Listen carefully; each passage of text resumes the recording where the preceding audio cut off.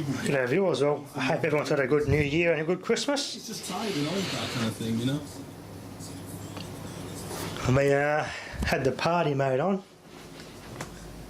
Maybe some nice mixtapes.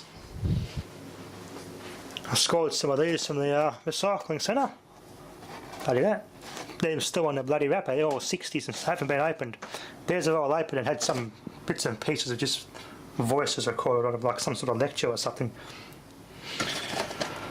So I'll use those and my flea market cassettes, which I got from JB Hi-Fi. These are pretty cheap Chinese, nasty, flimsy quality cassettes, but they actually sound quite nice.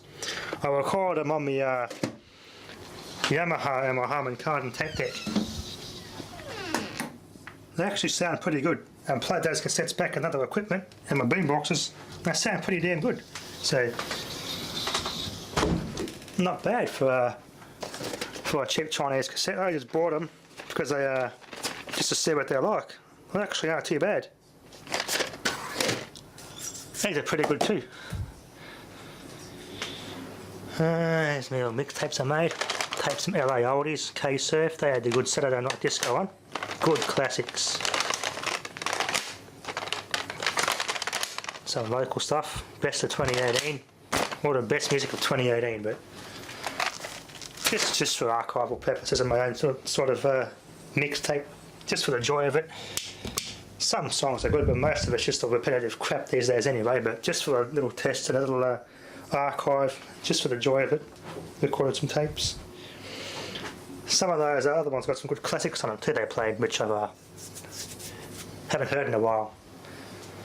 Now before, when I first turn this amplifier on, the first 5 minutes I get a bit of noise out the right channel, especially when I got the bass turned all the way up, as I can you touch the input channel. It's got that noise where you touch it. It just has that pretty much all on the right channel. And yeah, about 5 minutes it goes away and it's fine. Now this used to get abnormally hot on this side of the amplifier. That IC, the old one that was in there, although it was working well after a while, it will just run hotter for some reason, so I replaced it with a new one. Now all is good, no overheating, nothing. But that noise is still there, but not as bad. It goes away now, but it's just oh, maybe it could be one of the driver transistors are leaky, but I tested all the transistors in this thing and they all tested fine. I wonder if it's a electrolytic or something, because it sounds like I don't know if it's temperature or just. If it was temperature, this is not even warm. It's just been. I reckon it's a capacitor. It's just a voltage thing or something, like a capacitor. It sounds like a capacitor's reforming. And it's good. It's all good. That's what it sounds like. And it stays alright and it just runs fine. Only when I turn it on again the next day that noise comes back, and after 5 minutes the noise on this channel goes away. Yeah, it's just like I touch the input, that sort of a noise, you know, where you get on an amp, you touch the inputs like that. It's got that sort of noise, just on the right channel. Turn the bass down, obviously, it's not as powerful, but the noise is still there. Turn the treble down, or turn them both down. It's the noise is still there, but they weren't near as noticeable. If it does go away, you can see on the meter too, when you turn this up to about here, it's loudest, it goes to about a watt, then dips down as you go to 20. So I've also, yeah, it's good to have those meters, you can monitor its power. That's why I like this. Now it's settled back down now, which is on 0 pretty much, which is how it should be. So it's all come good. It's just a little thing that's got a little fault, but I think it's capacitor related, because as I said, the other transistors all tested fine. They didn't test any leak. None came up leaky. It's like that sort of noise, suspect of a transistor being leaky. But maybe it's a capacitor. Other than that, this amp's worked flawless. Of the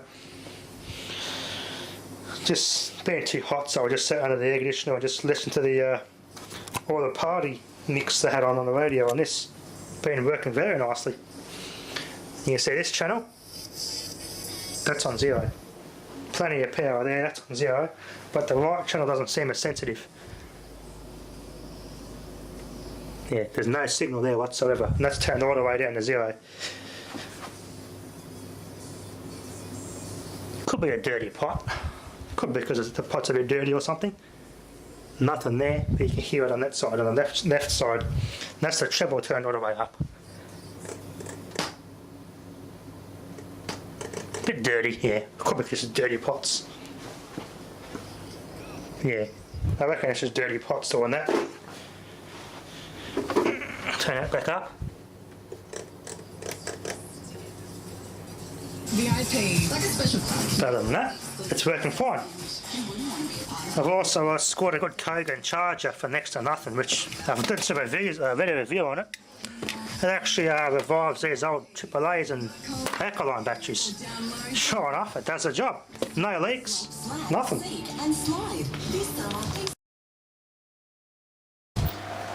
Here's a charger here. Only paid $1 for it. It's got pretty good reviews on the Kogan website. It's yeah, basically how it works is it just charges these up very slowly. That's the key, they won't leak. Just charging them. Well, I've now got an alkaline mode and it will charge pretty much standard alkaline batteries. I've got these 6 to go. And that one here is probably too far gone, I can't get my head of that one. But these are all have to be completely dead flat, I think it said. They have to be pretty much next to dead flat to get the best, longest lifespan.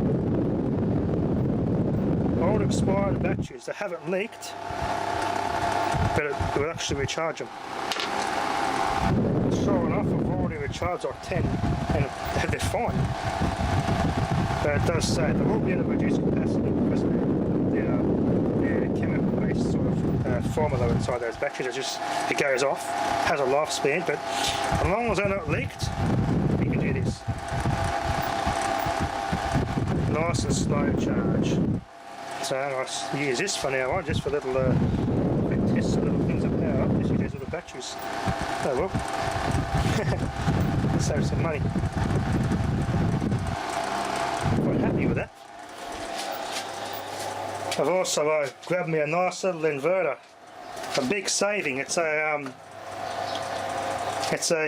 2 kilowatt pure sine wave inverter, a solar inverter, up to 40 volts DC from solar panels input, which would suit these panels here perfectly. I want to parallel those up, so I got 30 volts at 16 amps to go into the inverter.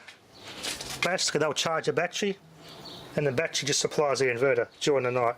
It's just what I wanted. I'll probably bolt it up here and charge things like the little Dyson vacuum cleaners, things like that, to make the actual, just to get the economic benefit of cordless power tools. Since you spend all this bloody money on batteries, why not save money charging them? So this would be a pretty good investment. I want to put those big solar panels on the roof of the shed and make up some brackets and I get the maximum efficiency out of it. Yeah. It's a good little deal on an inverter, a good review, so I couldn't pass it up. So pure sine wave, it does the battery voltage. Yeah, pretty much like a household grid tie inverter. It works similar. It will charge and supply power off the inverter during the day, and it will just switch it to the battery at night time and it just runs the inverter. So just what I wanted. All I need now is a proper battery because the well, that's not the correct battery for a start. That's only a starting engine start battery, so that's not going to be suitable. And that's stuffed anyway. This in here is good, but it's not a dead cycle battery. It'd probably be good to run the inverter for little things, like charging phones or power banks and batteries. That's about it. Little loads. I want to, yeah, I'll look at a deep cycle battery eventually. Then I could just run this off it, have it off the grid, just for the whole benefit of just make the whole idea economical, basically. Put those solar panels to bloody good use. I'll wire them up properly, fit a DC isolators and everything. And I can just, yeah, probably have this fan plugged into it and leave this on all the time just to keep the shed a bit cooler. Have it all off the grid. That'd be nice. Little things like this come on off the grid. These propellers, light, this, little things like that, all that come on off the grid, it'll be fine. Anyway, that'll be enough for now. Thanks for watching.